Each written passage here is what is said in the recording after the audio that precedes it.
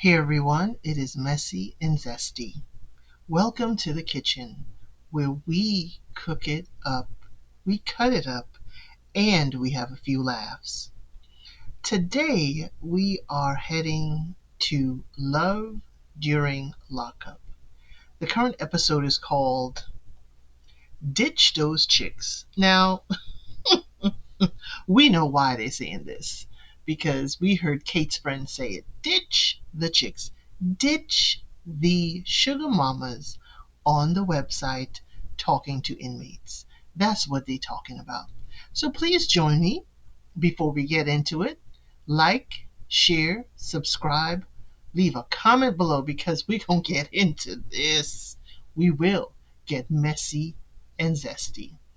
So we start with our local throuple, Kate, Hunter, Kaylee. Kate was in the bathroom talking with Hunter, y'all, and Hunter was like, you gotta understand, I'm still talking to two of these women, but only getting money through emails to other women. But you still my number one. Kate, you better run, girl, but I doubt you're gonna run. You love you some Hunter, and Hunter loves him his snow bunny. He said that, y'all, in the last episode. What are we talking about? You done pimped out your incarcerated boyfriend, and now you want sympathy, Kate? Please, please. But he does throw it in her face. He throws it in her face, saying that, yeah, I'm not blaming you, but you kind of started this. So she hangs up on him and she asks for more wine. I was like, Kate, that wine should have been waiting on you. You should have had a glass while you talked to him.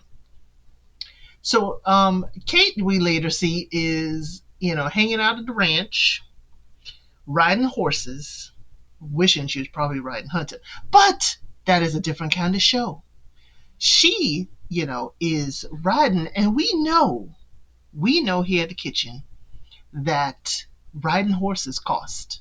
That's where Kate's money is going. Kate is a yoga instructor. I'm sure it's covering her bills, but any of her extra money ain't going on Hunter's books. It's going to the barn where the horses are being stalled, okay? That's where Kate's money is going. And I'm like, girl, I see you. You put your money on one kind of stallion, but not another. I digress. So Hunter called to apologize. He is begging, because I'm sure on his paperwork is Kate's place that he's going to be living under probation. He don't know where Kaylee lives. He don't know how Kaylee lives other than what she's saying and what she's paying, because she's paying for Hunter. So Kate tells him that she wants all the other women gone. He tells her they're gone.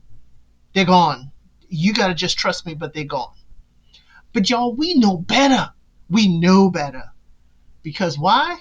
Next call Hunter makes is to Kaylee, which Kaylee tells him she done went looking for a wedding dress. And he's all excited. Tells him instead of a dress, she found a ring and it fits. And she said, for all y'all out there, all y'all haters, because haters gonna hate, y'all gonna talk about the fact that she bought her own ring. She said, mind your business. And we here in the kitchen, we don't just mind our business.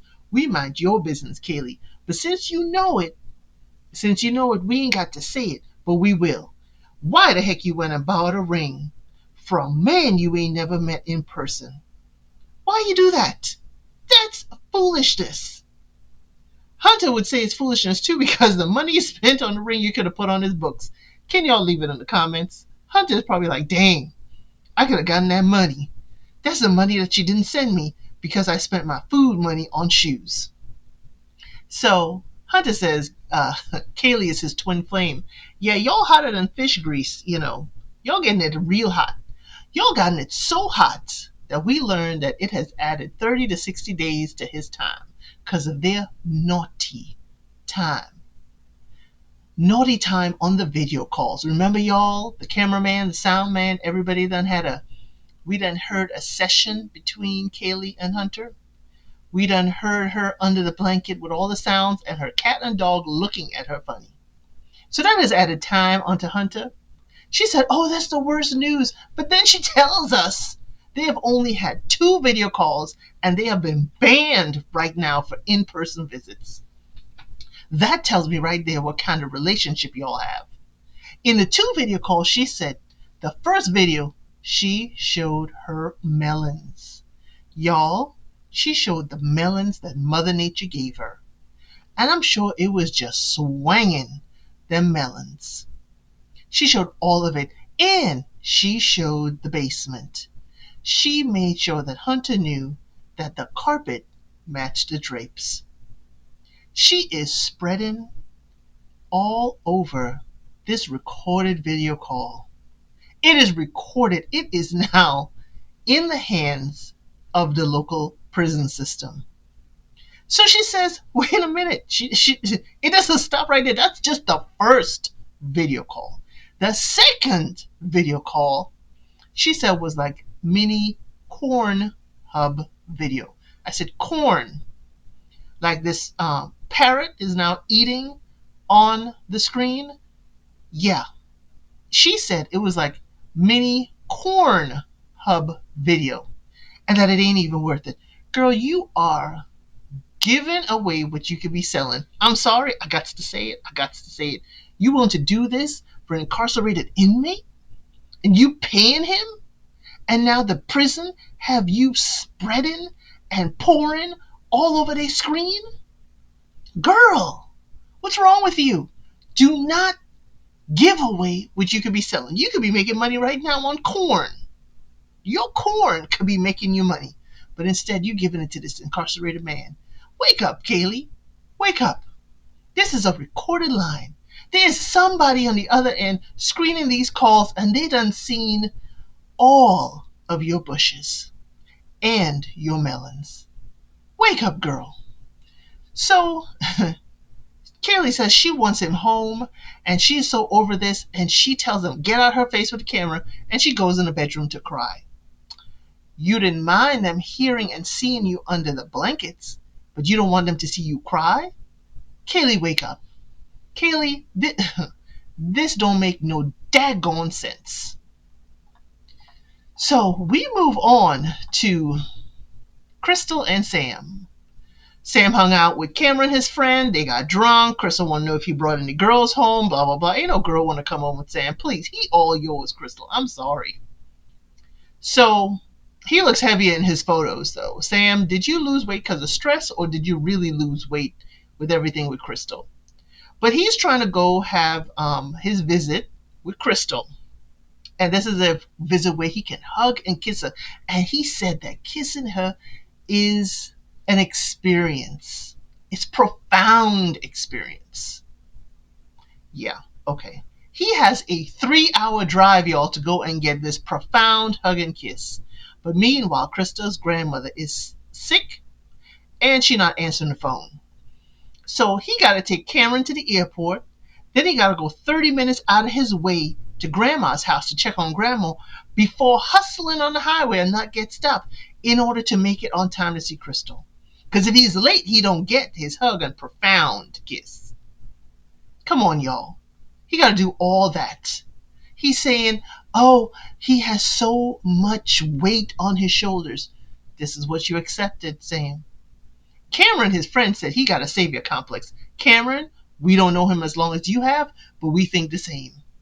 But he says that Crystal's burdens are his. Hey, that is in marriage. I'm sorry, she's just incarcerated. But if you're in marriage, y'all share the burdens. Y'all, next we have a new couple, MJ and Willie.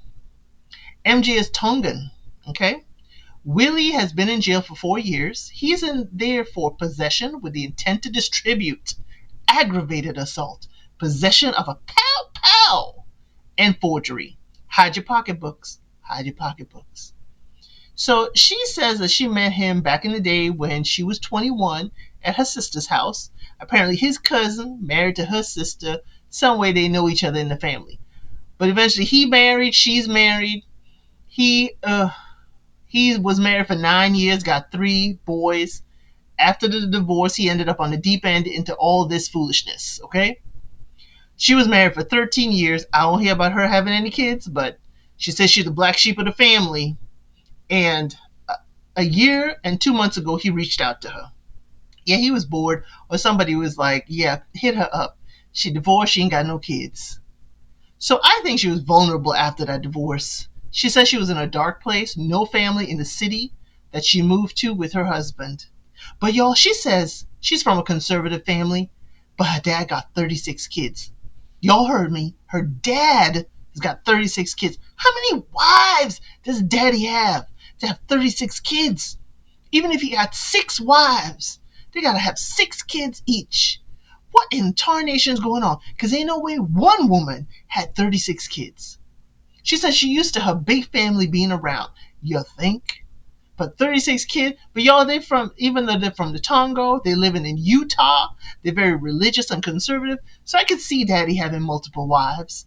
But I need to know how many wives, how many kids per wife.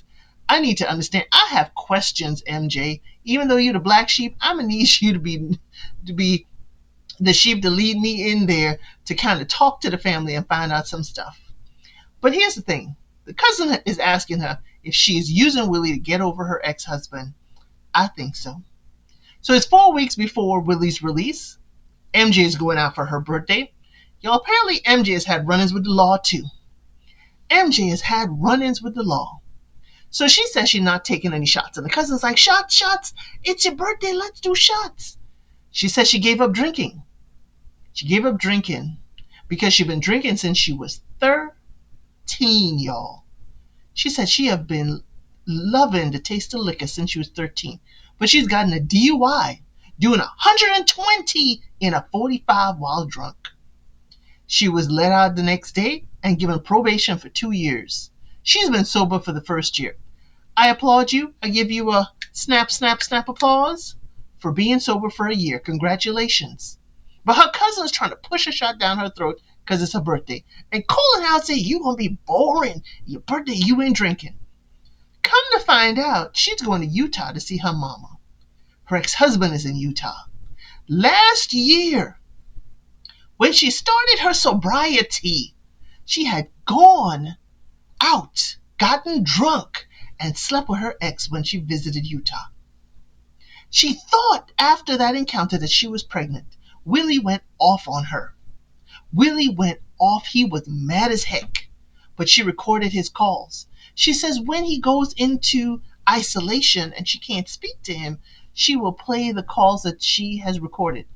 Why would you record a call where he's going off on you and calling you all kinds of things?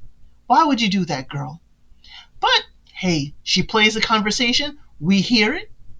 And, I'm like, the timeline is working out. The last time she got drunk and disorderly, she slept with the ex-husband, thought she was pregnant. She ended it. That sobered her up. That has sobered her up for the whole year. Oh my gosh. But Willie got over her running back to her ex for sex. He got over that.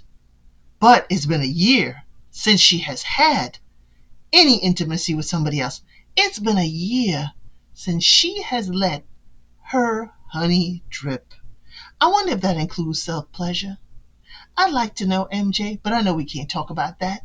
But it's been a year. So while it is, he's been in jail for 4 years and he's soon to be released, she ain't getting her release going on. Lastly is Savannah and Bradley.